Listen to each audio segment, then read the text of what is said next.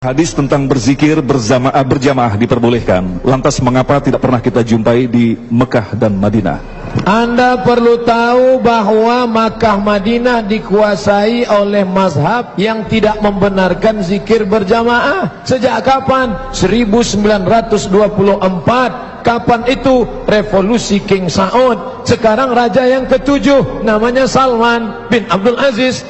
Mazhab yang menguasai sekarang tidak membenarkan zikir bersama. Adapun sebelum 1924, maka di sana ada mazhab Hanafi, Maliki, Syafi'i, Hambali. Bahkan kita bangga karena Imam Masjidil Haram meninggal tahun 1916, Syekh Ahmad Khatib Al-Minkabawi, Minangkabau, mufti mazhab Syafi'i. Maka jangan jadikan Makkah Madinah sebagai patokan, tapi lihatlah dalil Al-Quran dan Sunnah. Allahu Akbar. Allahu Akbar. Assalamualaikum warahmatullahi wabarakatuh. Alhamdulillahilladzi arsala rasulahu bil huda wa dinil haq liyudhhirahu 'alad dini kullihi wa kafa billahi syahida. Fa inna ahsanal kalami kalamullah wa khairal huda huda Muhammad sallallahu alaihi wasallam wa syarrul umuri muhdatsatuha. Perbincangan kali ini ingin mengangkat isu terkait zikir berjamaah sebagaimana yang dilontarkan oleh Kiai Haji Abdus Somad yang menceritakan di YouTube-nya kalau di Mekah apakah ada zikir bersama atau tidak. Pertanyaan yang dilontarkan oleh jemaahnya kepada Kiai Haji Abdus Somad. Lalu jawabnya Abdus Somad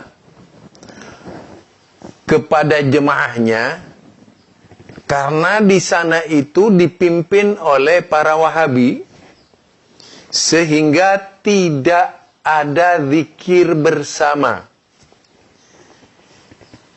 Sebenarnya apa yang disampaikan oleh Abdus Somad ini sepertinya curhat saja gitu,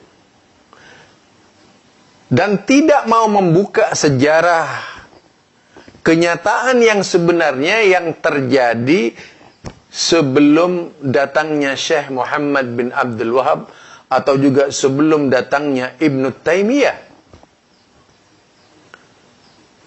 Harusnya itu yang diperhatikan terlebih dahulu. Tidak dengan mudah menjustifikasi sebab tidak adanya zikir bersama di Mekah dan Madinah atau di Saudi Arabia itu karena sebab Wahabi.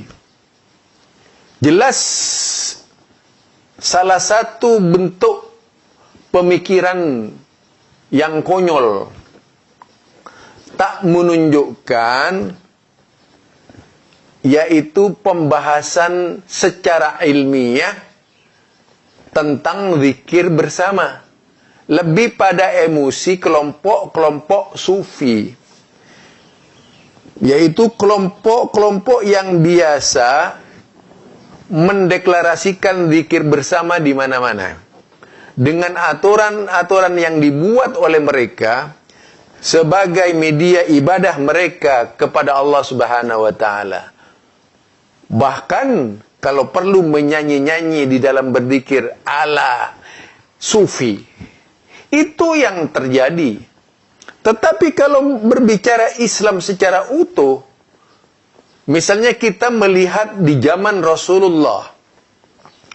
Apakah di zaman Rasulullah dan para sahabatnya masih berkumpul bersama-sama beliau, dan beliau yang selalu menjadi imam-imam salat, pernahkah Rasulullah sallallahu alaihi wasallam memimpin zikir bersama? Pernahkah Rasulullah sallallahu alaihi wasallam wiridan bersama? sebagaimana umat Islam sekarang ini. Harusnya itu yang ditanyakan. Apa pula seperti sahabat? Bagaimana juga dengan sahabat Rasulullah? Apakah melakukan yang seperti itu? Kalau tidak, berarti mereka juga Wahabi. Kalau misalnya Wahabi ini dijadikan simbol dari orang-orang yang tidak zikir bersama. Atau juga kita bisa melihat Imam Syafi'i tidak pernah melakukan zikir bersama, kecuali di saat mengajarkan santri-santrinya. Imam Abu Hanifah tidak pernah mengamalkan zikir bersama. Wahabi. Imam Malik tidak pernah melakukan zikir bersama, berarti juga Wahabi. Imam Ahmad bin Hanbal tidak melakukan zikir bersama, berarti juga Wahabi.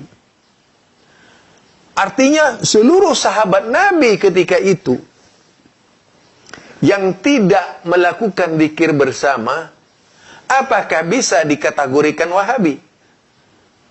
Kalau kemudian akal busuknya digunakan sebagai parameter untuk menghukumi mereka yang tidak berzikir bersama itu Wahabi,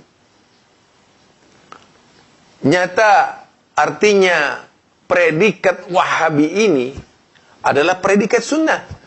Karena ternyata apa yang tidak diamalkan oleh Wahabi juga tidak diamalkan oleh Rasulullah sallallahu alaihi wasallam. Yang tidak diamalkan oleh Wahabi juga tidak diamalkan oleh para sahabat. Yang tidak diamalkan oleh Wahabi juga tidak diamalkan oleh Imam Abu Hanifah, Imam Malik, Imam Syafi'i, Imam Ahmad bin Hanbal. Dan banyak lagi tokoh-tokoh Islam dari kalangan Hambaliyah, Syafi'iyah ketika itu yang tidak pernah melakukan zikir bersama. Paham? Jadi yang teriak-teriak bahwa Mekah dan Madinah itu zikir bersama sejak kapan? Sejak dikuasai oleh ulama-ulama sufi. Sejak Mekah jatuh ke tangan ahlul bid'ah, orang-orang yang terindikasi Syiah. Itulah yang banyak memberikan peran dalam pemikiran-pemikiran pengembangan Islam jauh setelah para sahabat, jauh setelah para tabi'in, jauh setelah para tabi'in. Muncullah kelompok, yaitu yang dikatakan Syarif Hussein tadi, dengan kelompok-kelompoknya dari kalangan kuburiyun. Mereka bersatu di bawah naungan merubah cara berpikir Islam dari Islam di zaman Nabi ke cara pikir Islam cara mereka. Jadi Islamnya yang dirubah. Jadi Abdus Somad ketika mengutarakan kalimat artinya membela orang-orang yang suka mengada-ngada. Itukah Abdus Somad? Harusnya kalau mau membantah, bantah benar-benar secara ilmiah dan menurut sejarah. Tidak asal-asalan menjawab. Ini yang saya maksudkan. Barangkali ini dari saya ya. Intinya, kalau kita lihat, zikir bersama itu termasuk perbuatan bid'ah. Buya Hamka saja tidak pernah zikir bersama. Mungkin Abdus Somad akan ngecam Buya Hamka itu Wahabi gitu. Iya. Terlalu banyak orang yang tidak zikir bersama di Indonesia. Apa kemudian dicap sebagai Wahabi dan sebagainya? Barangkali di sana ada jawabnya. Itu dari saya jawabannya. Silahkan tunjukkan kisah-kisah nyata yang terus-menerus dilakukan, bukan yang sifatnya insidental terjadi, lalu Rasulullah melakukan misalnya zikir bersama, ya. Yaitu sesuatu yang terus-menerus dilakukan oleh Nabi, kayak sholat berjamaah, nyata itu. Kalau seorang muslim yang benar, ketika ada perintah sholat Kan tidak pernah Rasulullah sallallahu alaihi wasallam salatlah engkau menurut engkau, kan enggak. Sallu kama ra'aitumuni usolli. Ini kemudian menjadi kias dari seluruh ibadah. Kalau kita harus mengikuti Rasulullah di dalam beribadah. Ketika ada perintah zikir di dalam Al-Quran, itu harusnya dipikirkan secara standar sunnah, tidak sembarangan. Kalau ketika ada berpikir, yaitu bertakbir menurut sunnah, takbir seperti apa?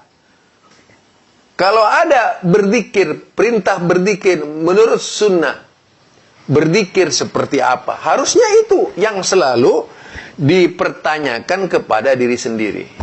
Ini dari saya, Zulkarnain Al-Maduri. Subhanakallahumma wa bihamdika asyhadu an la ilaha illa anta astaghfiruka wa atubu ilaik. Assalamualaikum warahmatullahi wabarakatuh.